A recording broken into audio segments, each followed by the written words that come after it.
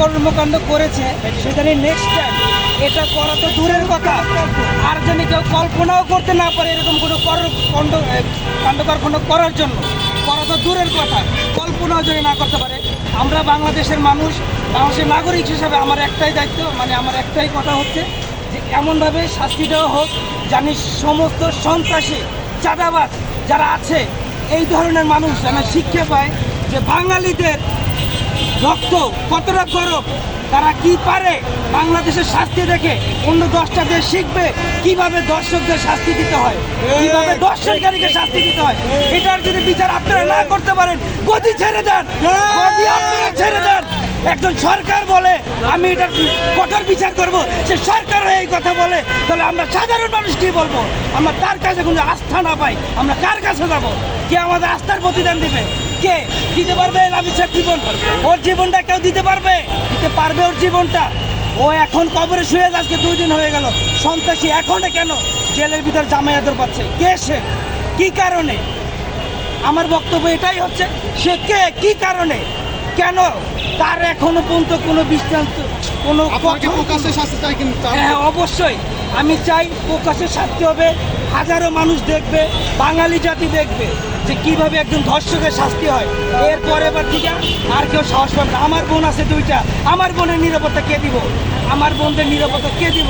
সেটা স্কুলে যাবে, সেটা আসবে ফিরে, এই গ্যারান্টি কে দিতে পারবেন আপনারা কেউ?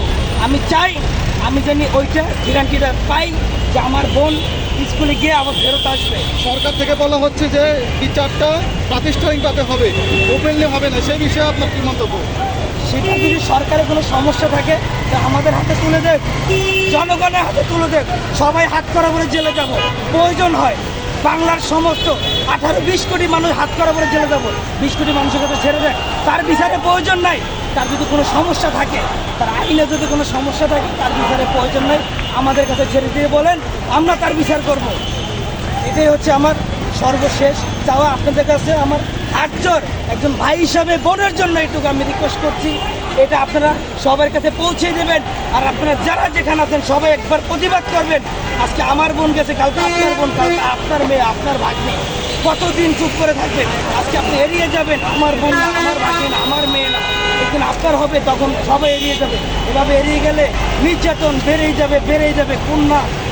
কন্যারা, মা বোনরা রাস্তায় চলতে ভয় পাবে, বাচ্চারা চলতে ভয় পাবে, বেরোতে ভয় পাবে, তাদের শিখতে হবে না, তারা মাদ্রাসায় যেতে পারবে না, স্কুলে যেতে পারবে না, কলেজে যেতে পারবে না, তাদের নিরাপত্তা দেওয়ার মতো থেকে হবে।